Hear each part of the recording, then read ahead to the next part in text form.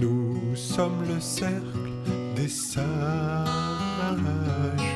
mémoire divine de l'humanité. Âme nous sommes, âme nous sommes. Nous œuvrons avec le soleil qui dans les êtres, dans leur royauté. Âme nous sommes, âme nous sommes. Les Esséniens, c'est un ordre, L'ordre des Esséniens, c'est un ordre, une organisation, un cosmos, un corps. Le corps des Esséniens, c'est un corps. Les Esséniens, c'est des individus comme des cellules d'un corps. Si on est essénien, on entre dans un corps, on entre dans un ordre, dans quelque chose qui est éternel, qui est immortel. Vous pouvez aller vous promener sur la plage, je vous le conseille. Et alors vous verrez la mer, vous verrez les étoiles, et tu peux dire comme Jésus, je suis passant, je passe ici. Sur cette plage, je passe. Mais l'eau qui est là, les étoiles, le sable ne passent pas, il demeure. L'eau demeure. Les générations vont venir sur cette plage se baigner. Des milliers d'années, l'eau demeure. Le ciel étoilé demeure, le soleil demeure, la terre demeure. C'est un ordre, c'est un corps. Ça ne demande pas ton avis. L'eau ne demande pas ton avis, le soleil ne demande pas ton avis. Tu es dans un corps, dans un ordre, dans une harmonie. C'est un état d'être. L'ordre des Esséniens, c'est un état d'être. Ce n'est pas des individus qui sont là. C'est un monde qui vient et qui est éternel. Jésus était essénien, Bouddha était essénien, Moïse était essénien, et autour de Krishna et de tous ces êtres, il y avait un ordre qui a fait naître un état de conscience, qui est un état de conscience divin, où l'homme est avec Dieu, où l'homme est un prêtre de Dieu, une prêtresse, où l'homme est un serviteur. Alors, un essénien, c'est un être qui a reconnu que dans la nature, il y avait une intelligence supérieure, et qu'il y avait un ordre, une harmonie. Et l'Essénien entre dans cet ordre d'une façon impersonnelle et pure. C'est pas d'une époque, c'est pas l'époque moderne. Les Esséniens se moquent totalement de l'époque moderne, du savoir des hommes à notre époque ou à toutes les époques. Les Esséniens demeurent éternellement fidèles à des principes qui sont éternels à travers toutes les époques. Et en fin de compte, les Esséniens poursuivent un but en tant qu'entité collective. Quand l'archange Gabriel a dit à Marie, Sainte Mère de Dieu, il parlait en réalité des Esséniens. Les Esséniens enfantent Dieu. C'est le but de cet ordre des Esséniens. Les pommiers enfantent des pommes, les orangers des oranges, les éléphants des éléphants. Les Esséniens enfantent Dieu. C'est pourquoi les Esséniens se rassemblent et c'est pourquoi les Esséniens sont ensemble. C'est pour faire apparaître un état divin sur la terre. Voilà. Ça, il faut que ça soit clair, parce que c'est un ordre immuable. Si tu t'approches des Esséniens, c'est pour travailler sur toi, c'est pour te transformer, c'est pour t'approcher d'un chemin d'immortalité. On a eu beaucoup de noms à travers les siècles. On a pris par exemple le nom des Nazaréens, ça veut dire ceux qui regardent ce qui est caché derrière les choses. Les êtres qui cherchent à regarder le caché, le Dieu caché, le grand Dieu inconnu, les êtres qui vont vers l'inconnu, pas du tout ceux qui vont vers le connu. Alors c'était la religion des mystères, des mystères. Vous voyez, un homme qui n'est pas essénien va dire « ceci est un coquillage ». Voilà, c'est un coquillage, c'est fait. Je le jette, c'est un coquillage. Un scientifique va expliquer tout, d'où il est venu, pourquoi, qu'est-ce que c'est sur la Terre, comment c'est fait. Mais un essénien, il connaît tout ce qui va être dit sur le coquillage, mais au final, il sait qu'il ne sait pas ce que c'est. Il le sait. Et il sait que c'est un être inconnu. Et il sait que seul un Dieu a pu faire cette merveille.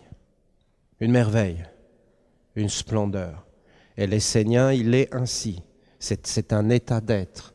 Il sait qu'il va lui-même vers l'inconnu. Il sait que c'est l'inconnu. Il faut avoir une grande confiance. Un Essénien va développer une confiance avec la terre, avec le ciel. Ça doit être vivant.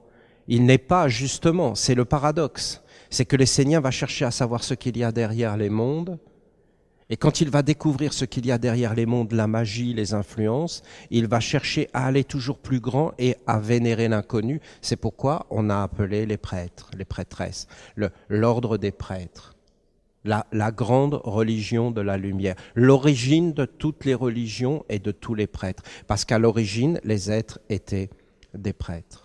Voilà, c'est une petite introduction, d'accord? Alors, je vais essayer de vous transmettre. Je vous le dis, il y a deux choses qui viennent vers moi. D'abord, vous avez Jésus. Et Jésus, c'est une splendeur. C'est la splendeur des Esséniens. C'est une splendeur. Vous en avez des comme ça. C'est sur l'arbre des Esséniens, ils sont apparus comme des fruits extraordinaires.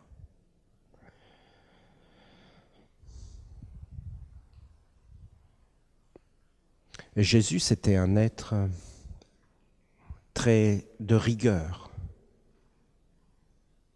et de respect de son Père, c'est-à-dire le grand Dieu caché, le Dieu inconnu. Mais lui, il l'appelait Père. Quand il a vu la femme adultère, ce qui était terrible dans les lois de l'époque, parce que c'est des époques, il n'a pas condamné. Jésus était un être généreux, un être bon, qui donnait toujours la chance aux êtres de se relever. C'est évident, ça se voit. Il était très strict, mais à la fois très généreux, plein d'amour et de bonté. Et il a dit cette parole très très dure. Il a dit maudit. C'est très dur, c'est une parole terrible. Une malédiction, c'est une parole terrible. Vous savez, un papa, une maman qui maudit ses enfants, ça veut dire je veux plus te voir. Mais c'est plus que ça. C'est pas de dire je veux plus te voir, ce qui est déjà incroyable, c'est une coupure. Hein. Mais c'est non seulement je veux plus te voir, mais que tu sois malheureux. Je te souhaite le malheur. C'est terrible comme parole. Il y a une raison derrière, c'est que vraiment on n'est pas content et qu'on pense que la personne fait quelque chose de vraiment pas bien. Donc tu vas récolter ce que tu as semé. Parce qu'en fin de compte, personne peut maudire personne. C'est qu'il y a des lois, et si tu ne suis pas ces lois, eh bien, il va t'arriver le malheur. Maudits soyez-vous, vous les prêtres. Les prêtres. Non, il a maudit personne. Il a maudit les prêtres. Les prêtres. Parce que vous aviez les clés, non seulement vous n'êtes pas entrés, mais vous avez empêché les autres d'entrer. Voilà. Cette parole de Jésus, elle est tellement dure, c'était pas réellement une malédiction. C'était de dire, voilà, tu peux faire beaucoup de choses dans ta vie, mais s'il y a une chose qu'il ne faut pas faire, c'est de toucher à la religion. Fais ce que tu veux dans ta vie. Il y aura toujours une bénédiction pour toi, une seconde chance. Mais si tu touches à la religion, il n'y aura pas de seconde chance. Tu seras maudit. Tu ne touches pas à Dieu. Tu ne parles pas de Dieu. Tu ne te mets pas entre les hommes et Dieu. Et tu ne conduis aucun être en esclavage. Tu ne déformes pas le nom de Dieu. Tu ne prononceras pas le nom de Dieu en vain. Tu ne toucheras pas à la religion. Si tu touches à la religion, tous les êtres seront dans les ténèbres. Car de tout ce qui existe sur la terre, toutes les activités qu'on peut faire, il y en a une qui est fondamentale, et c'est la religion. S'il n'y a plus de religion, c'est les ténèbres. Et si la religion est déformée, c'est les ténèbres. Et si les prêtres ne sont pas fidèles à Dieu et à Dieu seul, et au service de Dieu, c'est les ténèbres. Et si les prêtres trahissent Dieu, les prêtresses, elles conduisent les hommes, les animaux, les végétaux, la terre tout entière dans les ténèbres et l'obscurantisme. Par contre, si la religion est pure, si Dieu est honoré dans la pureté, la vérité, alors tous les êtres seront dans la lumière. Maudits soyez-vous, vous les prêtres, qui aviez les clés. Vous n'êtes pas entrés, il n'y a pas de problème, vous faites ce que vous voulez, il n'y a pas de problème. Mais vous avez empêché les autres d'entrer. Vous avez fermé les portes. Et à partir de ce moment-là, alors, c'est fini.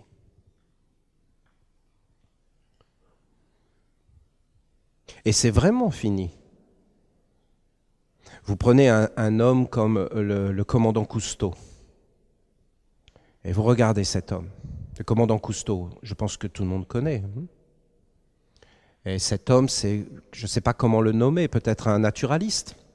Je ne sais pas comment le définir. Un naturaliste, d'accord, vous acceptez l'idée ? Une sorte de scientifique, un observateur de la nature, un observateur amoureux. Enthousiaste, qui trouve que la nature est belle, qui trouve que les baleines sont belles, qui aime la terre, qui veut le dire à tout le monde de protéger la terre. C'est un des pères de l'écologie. Mais le commandant Cousteau, n'ayant pas de religion au-dessus de lui, tout ce qu'il a fait a été conduit vers les ténèbres.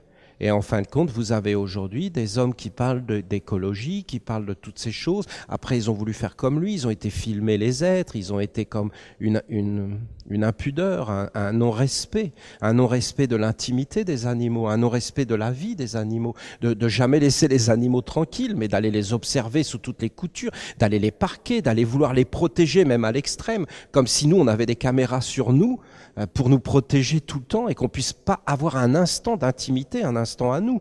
Et puis après, bien, le message qui a été donné, c'est il faut protéger la nature parce que sinon, on va plus vivre, on va tout perdre. Et si vous regardez derrière, le message est extraordinairement égoïste.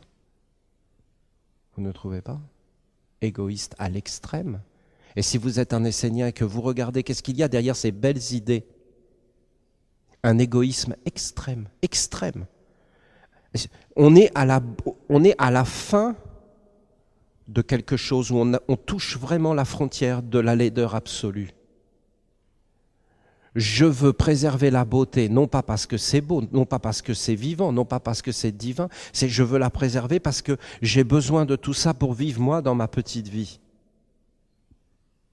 Et vous arrivez au bout du message. Qu'est-ce que c'était avant ? Les baleines, c'était Dieu. C'est Dieu. Mais Dieu, c'est vraiment Dieu, c'est Dieu. Est-ce que c'est vrai ? Oui, les baleines, c'est Dieu. Et il n'y a pas d'autre Dieu que les baleines. C'est réellement Dieu. Mais à tous les niveaux. Tout. C'est un messager de Dieu, les baleines. D'ailleurs, si tu regardes, il y a toute la science là-dedans, il y a tous les bienfaits, tous les trésors. Qu'est-ce que c'est l'eau ? Qu'est-ce que c'est l'océan ? C'est Dieu, c'est réellement Dieu. Qu'est-ce que c'est la terre ? Qu'est-ce que c'est là ? Tout ça, regardez. Qui a fait ça ? Un mystère, une sagesse, une perfection, toutes ces couleurs. C'est Dieu. C'est Dieu lui-même, tout ça. Et à l'origine des temps, vous aviez des êtres qui vivaient sur la terre, des hommes, des femmes, et on les a appelés les animistes, ils étaient dans la grande religion de la terre, ils n'étaient absolument pas développés intellectuellement, et ils ne pouvaient pas te dire ça c'est une tomate, ça c'est une baleine, ils ne pouvaient pas nommer les choses, mais en réalité ils savaient que c'était vivant. Ils savaient que c'était empli d'esprit, empli d'âme, empli de force et d'influence. Ils vivaient pas vraiment comme nous, avec les yeux, avec le corps. Ils vivaient comme dans un monde de rêves. Ils avaient des rêves. Ils voyaient une araignée, ils voyaient un être autour. Ils voyaient comme des auras, comme des lumières, comme des forces. Ils voyaient le rhinocéros, ils voyaient ces choses. Et ils voyaient les plantes, et ils voyaient par rapport aux émanations des plantes, est-ce que c'est bon pour moi, est-ce que c'est pas bon? Et ils laissaient les êtres. Et en fin de compte, tous ces êtres, ils vivaient avec Dieu, la mère, et ils étaient en totale harmonie avec leur environnement, et ils vivaient comme cela. Et il y avait beaucoup de choses. Les ancêtres, c'était très très important. Ces êtres, ils savaient que le papa, la maman, l'arrière, le grand-père, la grand-mère, l'arrière-grand-père, c'était eux. Et ils faisaient aucune différence entre leur maman, leur papa et eux. Ils savaient qu'ils étaient sortis du papa et de la maman et que eux-mêmes allaient donner au monde des enfants. Mais ils disaient pas, moi, j'ai mis au monde 7 enfants. Et pour eux, c'était le même être. C'est dur à expliquer. On est complètement différents. Mais est-ce qu'on est différent parce qu'on est plus dans la vérité ?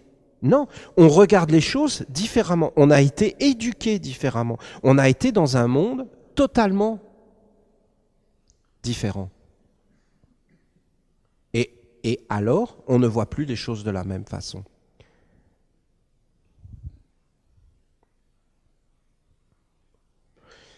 Après, vous avez des hommes qui sont arrivés. Et ces hommes, ils ont eu des capacités d'éveiller des mondes supérieurs à l'intérieur d'eux. C'est une clé que je vous dis. Parce qu'aujourd'hui, on en est là.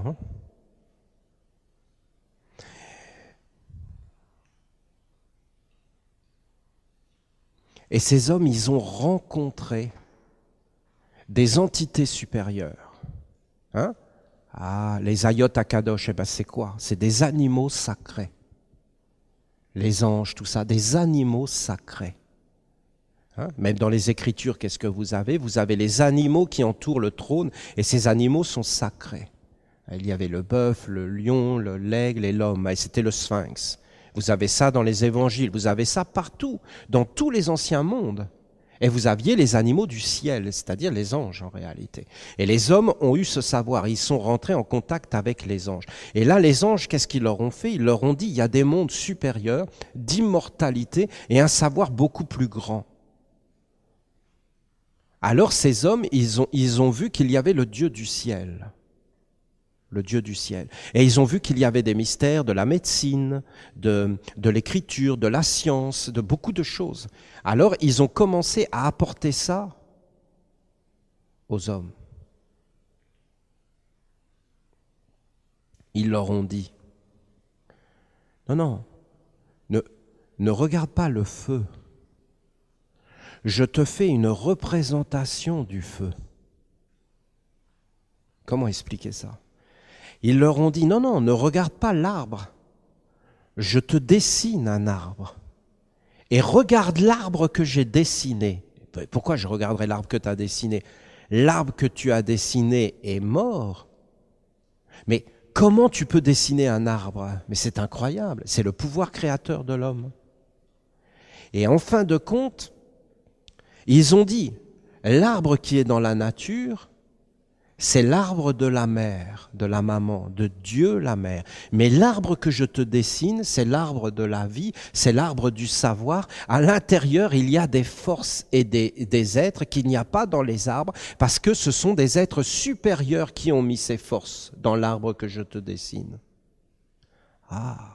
Et les hommes ont commencé à quitter la nature et à s'éveiller dans une science supérieure. Et qui était au-dessus de ça? Les prêtres. C'était des prêtres. Ils étaient au service des dieux, c'est-à-dire des anges. Je vous le dessine.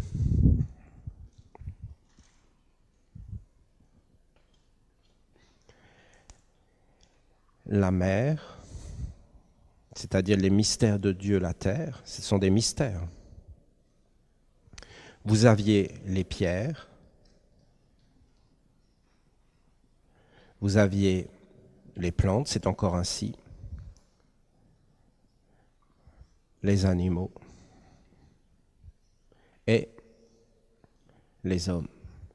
Et là, c'était comme une pyramide. Vous aviez dans cette pyramide les prêtres. Au-dessus de la pyramide, il y avait une autre pyramide avec les anges, les archanges, les dieux. Et au-dessus, Dieu, le Père. Et les hommes, ils vivaient avec les pierres, les plantes, les animaux et les hommes. Et avec la mer. Mais jamais ils n'avaient développé la pensée. Ils rêvaient.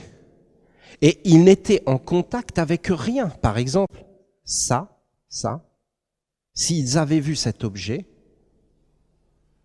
ils auraient eu peur. Et ils auraient dit, un démon, un être ignoble, un monstre, un être qui va nous faire du mal. Il y a des êtres qui, c'est pas difficile à comprendre. Vous avez le film, les dieux sont tombés sur la tête. Et en fin de compte, il y a une bouteille de Coca-Cola qui tombe dans le village. Et c'est la pagaille. Et avant, il n'y a pas Coca-Cola, c'est pas la pagaille. Mais là, il y a Coca-Cola qui arrive et c'est la pagaille. Et ça, c'est une vérité absolue. Il faut aller rejeter ce mal à l'autre bout de la terre. Et alors, on rigole parce qu'on dit, mais ils sont complètement abrutis et idiots. Non, non, non, non, non, non. Ils ont une grande, grande sagesse. Une grande sagesse. Il faut les écouter. Et si tu les écoutes, tu vas entendre des merveilles, des vérités absolues. Des grandes vérités qu'on a oubliées. C'est comme écouter un enfant parler. Tu dis, mais oui, mais c'est un enfant. Mais non, non, non, non, non, non. Tu l'écoutes vraiment parler et tu vas entendre des vérités déconcertantes que des sommités scientifiques, des gouvernants de la planète ont perdu et ne savent plus. Ils n'ont plus le savoir. Des êtres qui sont sommés sont dans une ignorance de savoir, une illusion de savoir. Et des enfants sont dans un vrai savoir, mais on ne sait pas entendre. On ne sait pas entendre, parce que ce n'est pas simplement d'avoir le savoir, c'est d'arriver à écouter celui qui a le savoir. Et ça, c'est toute une discipline. Si vous regardez bien, ça, c'est ce qu'on a appelé le monde de l'homme. C'est un monde à part entière, parce que l'homme, c'est une merveille, hein, il unit le ciel et la terre. Voilà. L'homme est une merveille sur la terre. C'est le monde de l'homme. Et en fin de compte, en dessous, vous avez le monde de la mer. Eh bien, regardez ce que je vous dis. Au-dessus, vous avez le monde du Père.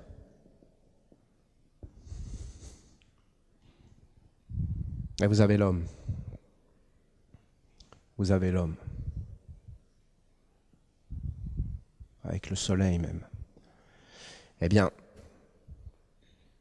les animaux, ils ont besoin de rien pour vivre. De rien. De rien. Pas d'iPod, pas de téléphone portable, pas de métro, pas de maison.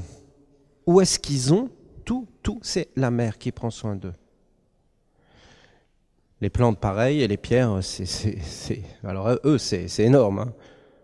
Ils n'ont même pas besoin d'essayer de se nourrir, ni quoi que ce soit. L'homme, c'est différent, il est déraciné. Il ne vit plus ni avec la mère, ni avec le Père. Les anges, ils ont besoin de rien. Les archanges, besoin de rien. Ils vivent avec le Père. Les hommes vivaient avec les animaux, mais ils ont développé un monde. Je vous dis, la terre met un arbre. L'homme vit avec l'arbre, comme on ne peut même pas l'imaginer, nous, aujourd'hui. Mais les prêtres dessinent un arbre et disent, cet arbre, tu dois te concentrer dessus, parce que dans cet arbre, nous mettons un savoir supérieur qui vient des anges. Et là, les hommes commencent à développer quoi ? Des concepts, c'est-à-dire ils développent leur tête. Ils commencent à développer des représentations. Mais pour aller vers ces mondes, il fallait traverser ces mondes des concepts, des représentations.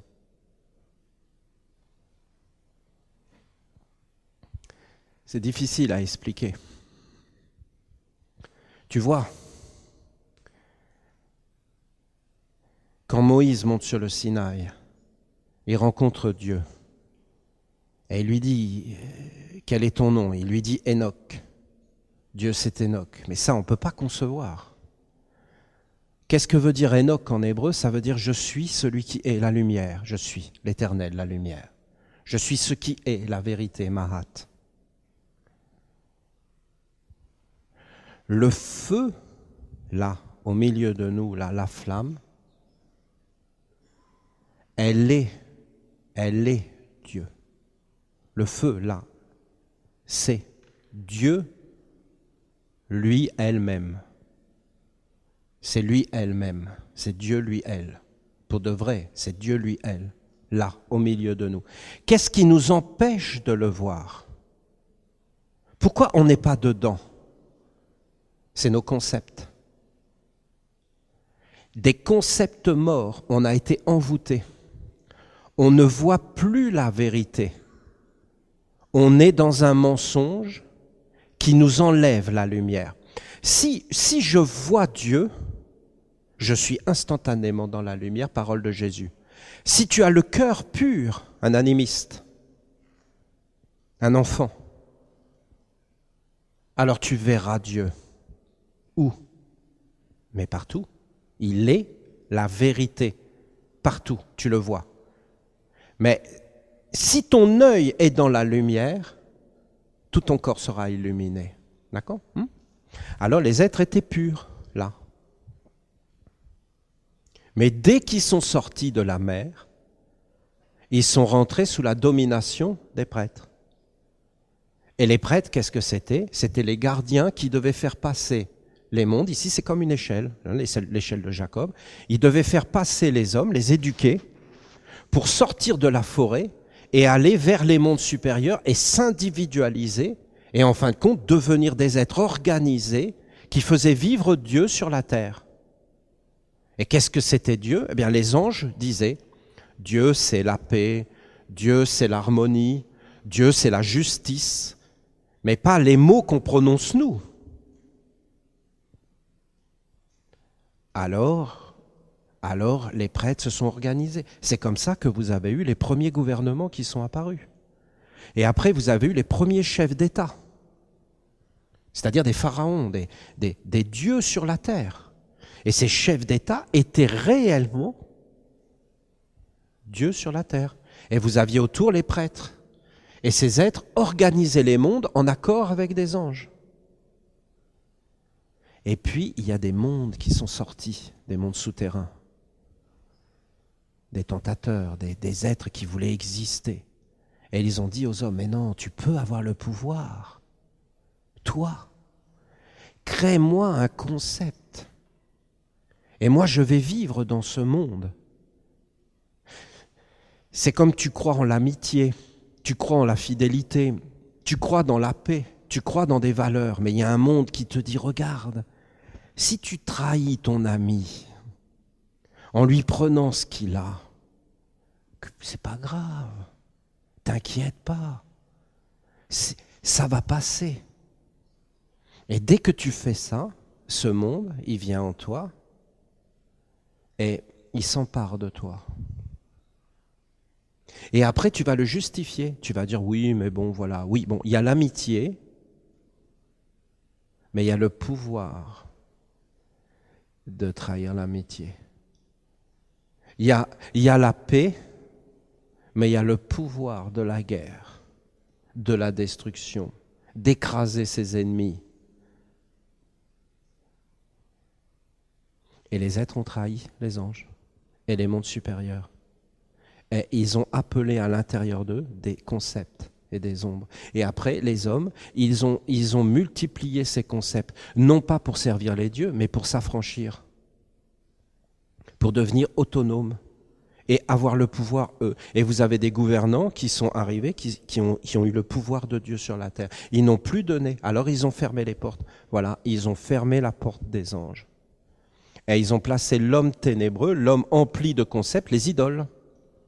Les idoles, ils ont empli le monde avec des idoles, c'est-à-dire des concepts, des ombres, des superstitions, des forces. Et les hommes ont été habités par ces mondes à l'intérieur. Ils n'étaient plus avec la mère, ils n'étaient plus avec le père, Ils vivaient dans des mondes qu'ils créaient eux-mêmes. Demande et tu recevras. Sème et tu récolteras. Et les hommes ont semé les ténèbres. Des concepts, dans des concepts. Après, il y a eu la religion, le plus haut de tout, la religion, de s'unir avec les mondes. Mais la religion n'était plus la religion des anges. Elle était au service de concepts et de superstitions. Et en fin de compte, les êtres nourrissaient des concepts et des superstitions. Ce n'était plus une religion de Dieu. Ce n'était plus de se relier. Alors, en dessous, vous aviez la science, c'est-à-dire le savoir. Je vous ai déjà parlé de toutes ces choses. Je veux vraiment que vous compreniez. Et bien souvent, les scientifiques se sont dit, nous luttons contre ces anciennes religions, et en réalité, ils ont amené un conflit, parce qu'il n'y a pas de savoir en dehors de Dieu. Et le vrai savoir, c'est ce qui éclaire tout, et qui met tout dans la beauté, dans l'ordre et dans l'harmonie. Oui, mais si Dieu est présent, il y a plein de choses que tu ne peux pas faire dans ta vie, parce que c'est contraire. Les animistes, ils le savaient. Ils le savaient, les animistes. Ils savaient, ça tu peux manger. Mais il y a des choses que tu ne peux pas manger. Il y a certains champignons, mais tu vas vraiment mourir. Il y a des territoires pour les animaux, tu ne peux pas y aller. Il y a des choses que tu ne dois pas faire. Et en fin de compte, ils connaissaient les lois. Mais là, dans les mondes supérieurs, ils se sont affranchis de ces lois.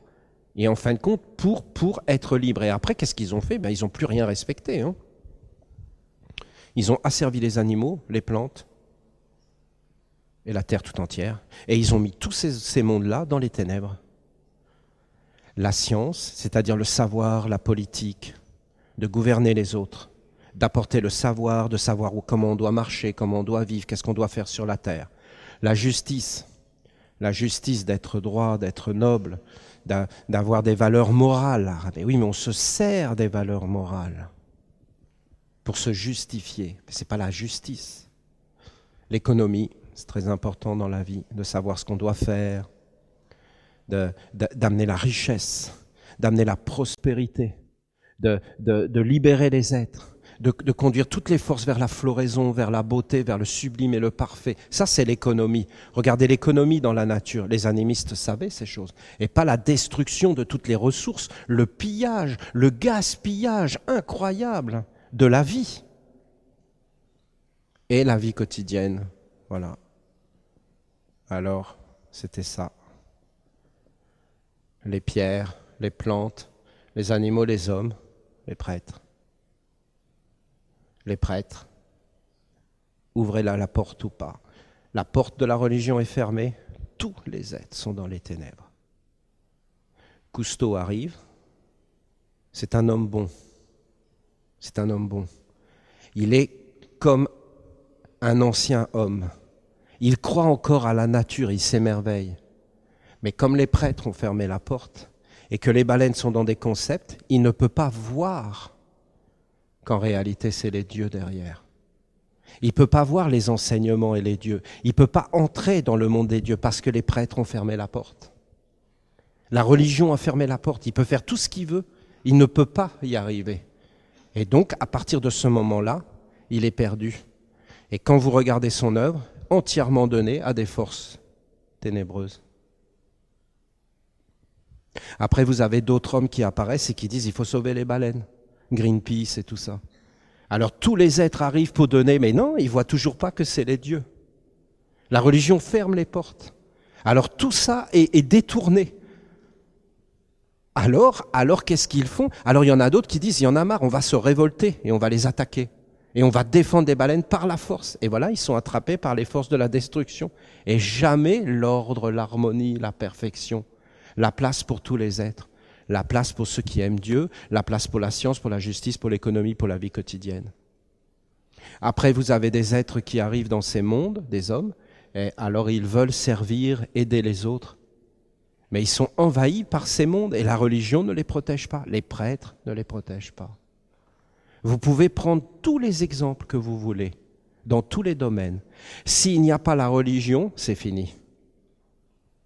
Mais de quelle religion tu nous parles, Olivier ? Je vous parle de la religion essénienne, des mystères, essénienne ou appelez-la comme vous voulez. La religion originelle qui unit le ciel pur et la terre dans la droiture et qui amène les forces, qui régénèrent, qui amènent la beauté, la grandeur, le courage, le réconfort pour ceux qui souffrent, pour les animaux, pour les plantes, vous savez. C'est un réconfort de voir un Essénien. Ça fait du bien.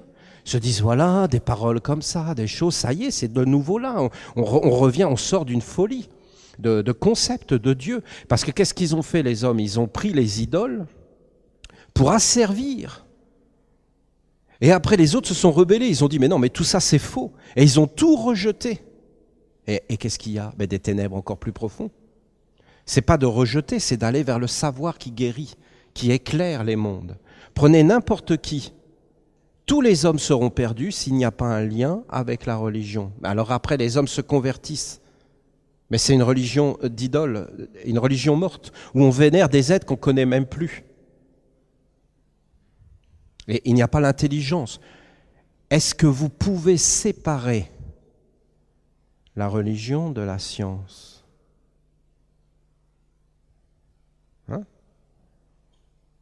Est-ce que vous pouvez le faire? Est-ce que vous pouvez séparer la science de la justice, de la morale? Est-ce que vous pouvez séparer la science, la justice, le côté juste? C'est très important la justice, vous savez, c'est très très important. On a soif de justice. On n'aime pas l'injustice, on n'aime pas quand un être, c'est pas juste. On est même blessé, on est blessé de l'autre et des actes de l'autre. Est-ce qu'on peut séparer l'économie? Le gaspillage. On est fait pour vivre dans le bonheur et dans la richesse, pas dans la pauvreté. Où vous voyez la pauvreté, vous? Vous la voyez, vous, la pauvreté? Mais ce n'est que splendeur. Tout autour de nous, ce n'est que splendeur. La pauvreté est un concept humain, inventé par l'homme. Vous avez déjà vu un pauvre, vous? Montrez-moi un pauvre dans la nature. Montrez-moi un seul pauvre dans la nature. Vous n'en trouverez pas. Il n'y a que les hommes qui connaissent ça. Vous imaginez le cerisier qui donne une demi-cerise par année? Ah non, moi je donne une demi-cerise avec un demi-noyau. Ah non. Ah non, c'est la rigueur maintenant. Mais c'est débile ou quoi? Mais c'est pas la rigueur, c'est un demi-noyau. Mais comment tu vas te reproduire? Ah non, mais t'occupe pas, tu comprends pas, t'as pas fait l'ENA, t'as pas fait des hautes études. Non, la nature est splendeur et richesse. Alors, religion, le soleil, science, lumière, justice, la chaleur, le cœur, l'amour, la vie quotidienne, la force, l'économie, la force, la profusion, l'abondance et l'acte. Eh bien, allez-y.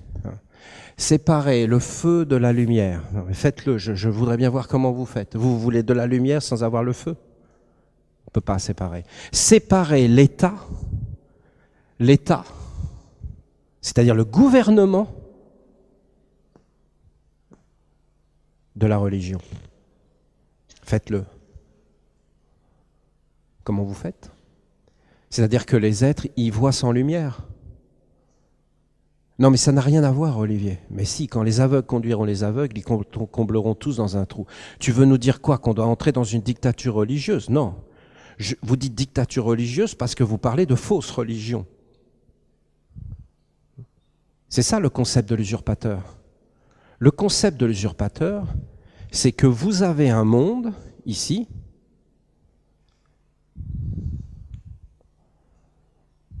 et l'usurpateur, il crée un autre monde pour se placer entre les deux. Et l'usurpe. Qu'est-ce qu'il fait? Il crée un concept. Un concept, voilà.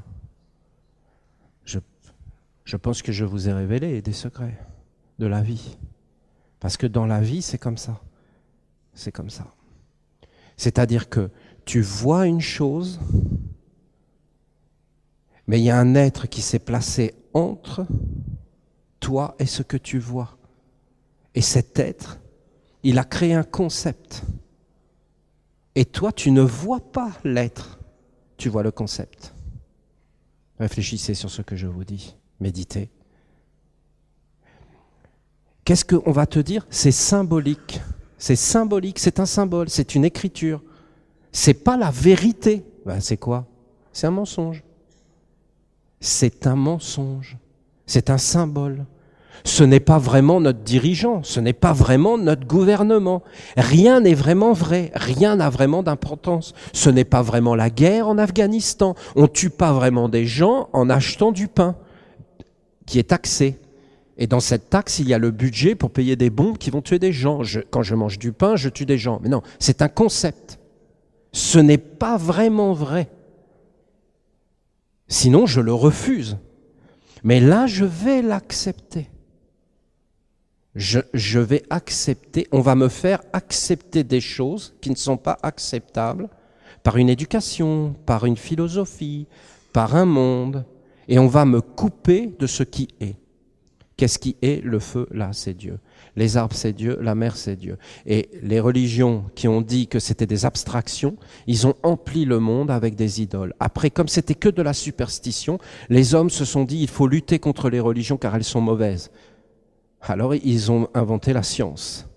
Et ils ont coupé la science et ils ont dit on va regarder que la réalité matérielle et on va enlever tout ce qui est spirituel. Et en fin de compte, ils ont tout éteint. Voilà. Et après, descendez. La justice est devenue très froid. Et l'économie, et derrière tout ça, vous avez des mondes qui sont venus et qui ont coupé et qui nous ont conduits en esclavage en réalité dans le mensonge. Vous avez le concept de l'usurpation si cher à notre père Michael. Si vous voulez, je développerai, d'accord? C'est une introduction. Qu'est-ce que vous devez garder aujourd'hui de tout ce que je vous dis?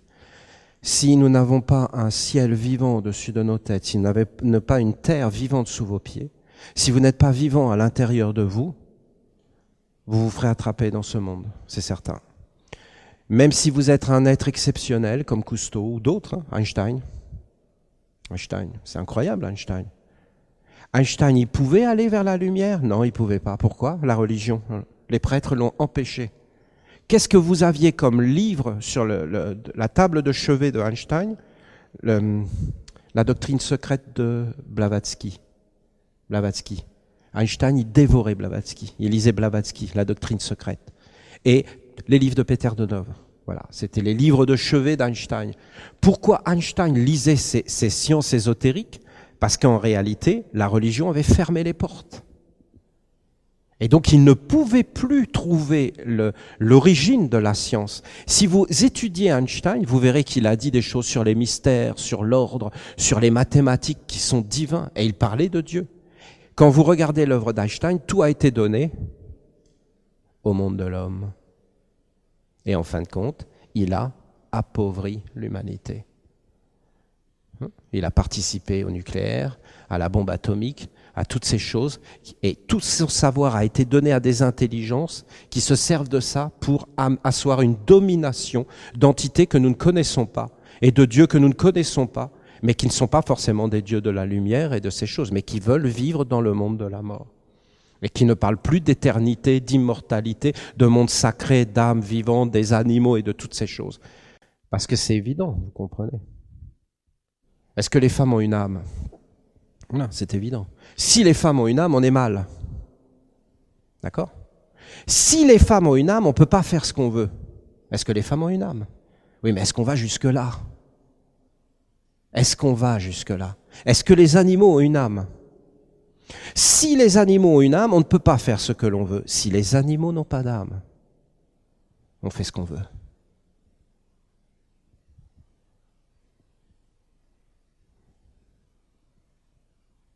Vous avez cette idée. Le plus sacré, c'est la religion. Dans votre vie, vous devez avoir une reliance. Vous devez vous relier. Vous devez avoir dans votre vie des principes qui vous relient. Dans votre vie, vous devez étudier et vous devez être éduqué. Vous devez avoir un chemin d'éducation. Parce qu'aujourd'hui, les hommes, on a été rendus malades. Et si on ne sait pas regarder les choses telles qu'elles sont, on est dans des illusions. On doit se guérir de certains concepts de nos yeux, de beaucoup de choses. Où on regarde le monde, on se trompe. Et on s'illusionne sur beaucoup de choses. On doit réapprendre à regarder. On doit réapprendre à écouter. On doit réapprendre à sentir, à goûter. Et beaucoup de choses qu'on doit retravailler pour les générations futures. Alors c'est tout un monde, c'est toute une sagesse. Alors on est dans le principe des Esséniens. Vous comprenez maintenant pourquoi Jésus a dit « Maudits soyez-vous les prêtres ». Vous comprenez ? Ils se tiennent là. « Maudits soyez-vous les prêtres ». Parce que non seulement vous aviez les clés, un prêtre est automatiquement un savant. Un prêtre est automatiquement un mage, un magistrat, un homme droit, juste. J'ai des défauts, je ne les cache pas. C'est un être honnête. Honnête envers lui-même, envers Dieu, envers les autres. Et il ne cache pas ses faiblesses, il n'apparaît pas comme un être qu'il n'est pas. Il est devant Dieu. Un prêtre est devant les hommes. Un prêtre est automatiquement au service de la profusion, de l'abondance, de la générosité, de la floraison des êtres. Et il amène les structures jusque dans la vie quotidienne. Pour tous les êtres, les animaux, les végétaux, un prêtre voit Dieu dans tout, jusque dans la terre. La terre, c'est Dieu, Dieu lui elle-même, c'est Dieu lui-même, elle. Et alors, voilà, si le prêtre ferme la porte, c'est la mort. C'est plus le corps du Christ, c'est plus le sang du Christ, c'est plus la statue du Bouddha. C'est un concept qui vient et qui amène les êtres vers la mort. Voilà pourquoi Jésus a prononcé cette parole terrible. Alors les chrétiens, qu'est-ce qu'ils ont dit ? Ah non, mais c'est les prêtres des autres religions. La belle affaire, hein ? C'est pas moi, c'est l'autre. C'est ça qu'ils ont dit. Ah non, nous on est des chrétiens, donc on est consacrés par Jésus, on est en lien avec lui. Mais il faut garder sa parole et il faut faire sa volonté. Sinon, ça y est, c'est une idole. Comme les autres. Et en fin de compte, ça s'effondre. Voilà le challenge. Hein. Alors ça, on appelait ici cet endroit le culte du feu. Le culte du feu. C'était le chemin. Ici, c'était la pensée. Là, c'était les sentiments, les animaux. Là, c'était la volonté, hein, les végétaux. Et là, c'était les actes. Alors l'homme voyait une baleine.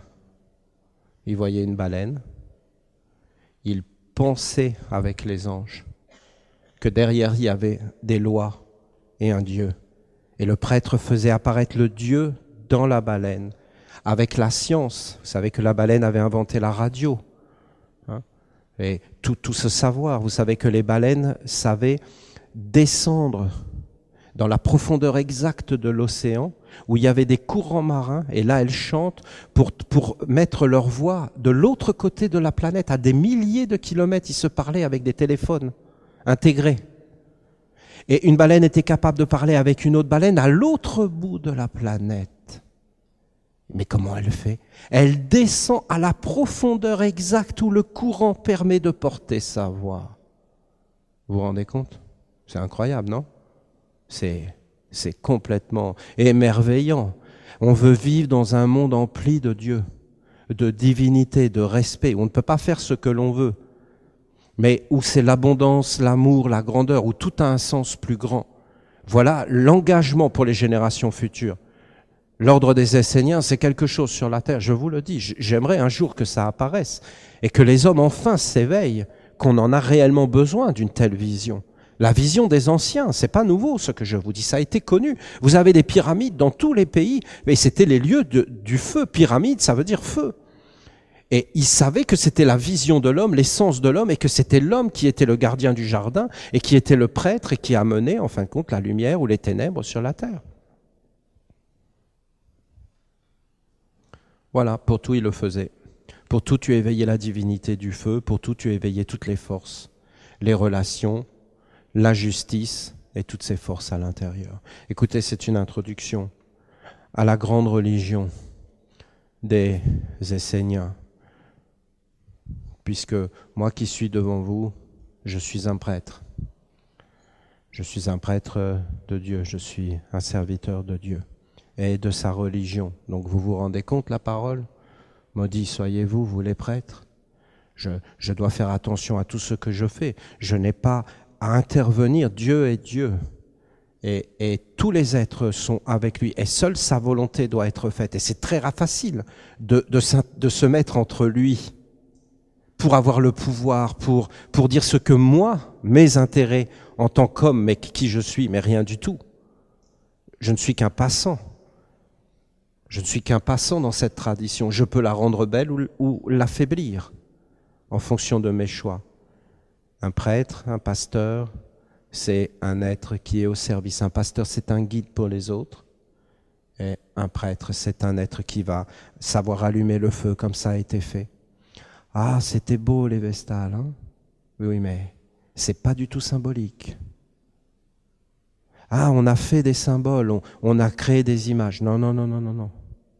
Non, non, on a vraiment honoré le feu. C'est une autre vision.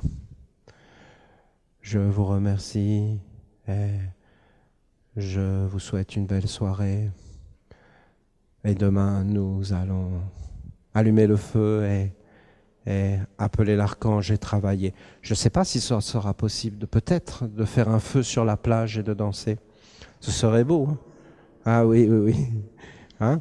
Et je ne sais pas si c'est possible, il faut voir avec les organisateurs, mais si on fait un feu sur la plage avec l'eau, avec la plage et on danse sous les étoiles, hein, ça vous plairait de faire ça? Ah, moi, ça me plaît, dites oui. Bah, écoutez, je ne sais pas si c'est possible.